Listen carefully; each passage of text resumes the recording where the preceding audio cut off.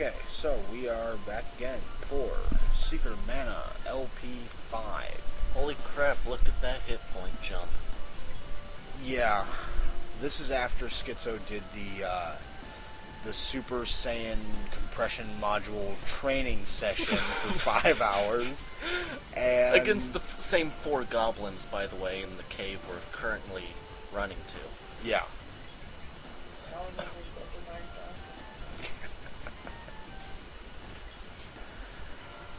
Alright, so as you can see, we are more or less skipping enemies. Because at this point they're not worth experience, hardly really. They don't drop anything good other than chests that may explode in our face. Yeah, which we have yet to get a recording of. It happened a lot while I was grinding. It actually killed me.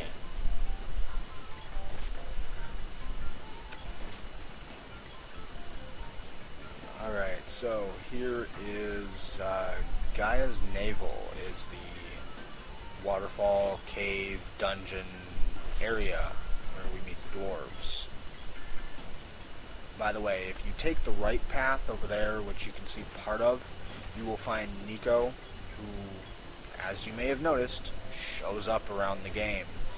He is basically there in case you come across an area where you might die very soon.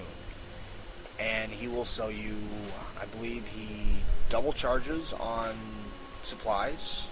Candy, which is normally like 10 gold, is 20 gold through him. Everything else costs twice as much like normal. However, he does save for you. So at the very least, if you are broke or saving money or just a cheap bastard, you can save for free and you'll have the option to, at least go back to that area and, start over. I don't think that's a problem now that we have like 11k gold due to my grinding. Yeah.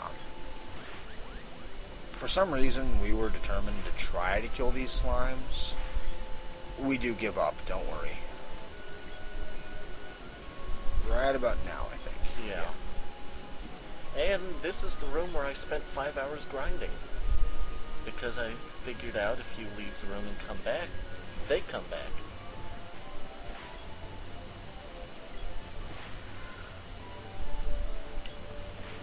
So yeah, just watch this video pretty much for 5 hours, and that's the grind session.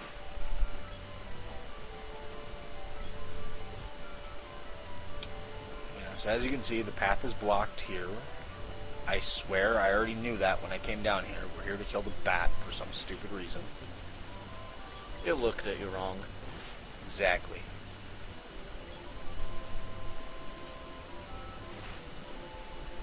Don't look at me wrong.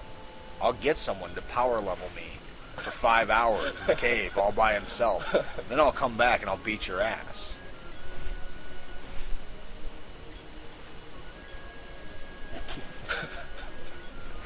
It looked at me wrong too. Schizo just decided to make us go on.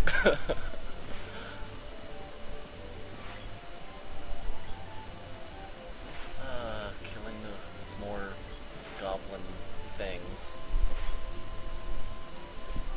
At least we're on the right path this time, not spending several minutes going the wrong way.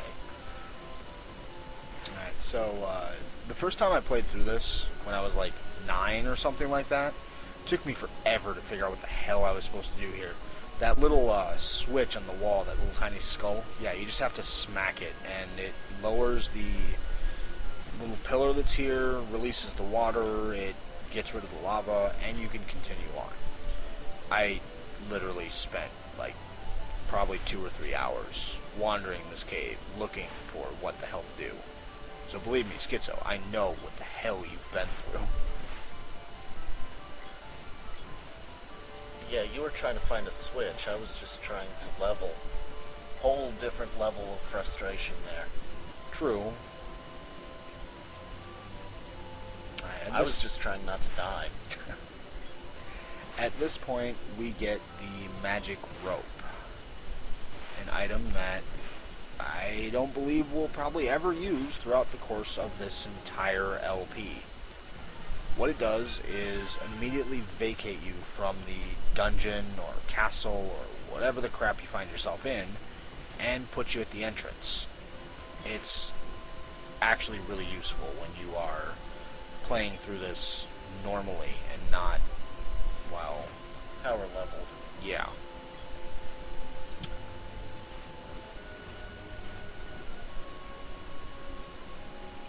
Which, does it count as power leveling if you still put the time into it?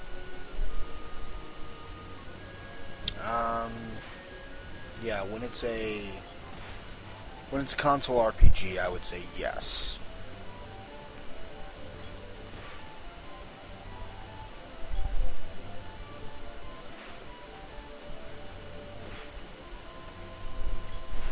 We're stabbing.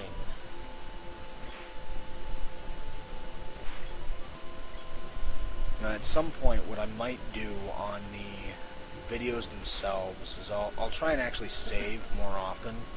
Even though we're typically doing save states and we're not relying on the normal in-game save mechanism, what it will allow you to see is how much time has actually been put into the gameplay element of what we've actually got for going on here. Granted, it's not going to be 100% accurate on the time we've actually put into doing this. So when you see it say, hey, we've spent 70 hours on this, in reality, it's more along the lines of probably 120. Just through editing and replaying and pre-playing, so we know what the hell we're coming into. And, yeah, all of that. But actual gameplay and what you can expect yourself to have if you're following along and grinding where, well, Schizo's grinding, because I'm not doing any of that crap. Yeah, you'll see. Yeah, you'll see exactly where we're at as far as how long it took to get there. And we run into more dialogue. Yeah, this is just Watts. He's working on the sword. He has lots of dialogue to give us. Did you just say watts of dialogue? Yes, I did. Hey, I didn't have a sword innuendo joke. I had to do something. Yeah, you couldn't have come up with anything about Watts pounding your sword for a while, or... That was too obvious. So lesson of the game, by the way, go left. Just like here. Just like back in the enchanted forest of annoying pink fog. Hang to the left. Yes, go.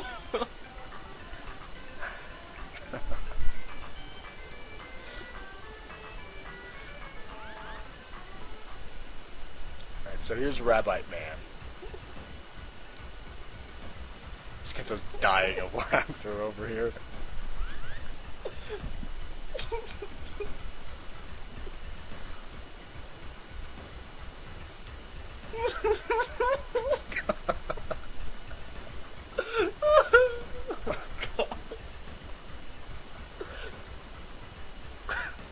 Alright, so here's the sprite, by the way.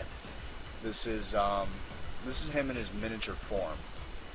By the way, quick insert here. If you treat him right, he gets bigger.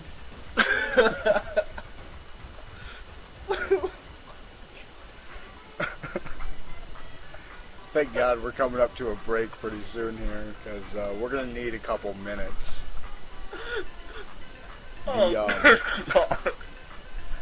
The form you actually see the sprite in there, in his miniature form, is actually a debuff effect in the game. Basically mini.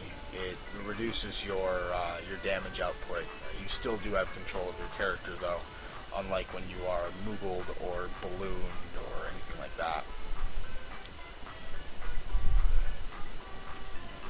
So, woohoo, we got our 150 gold back. Thank God for that. Not that matters. And we will, once Schizo hits accept there, because he started the dialogue, we will go down and, yeah, stop here.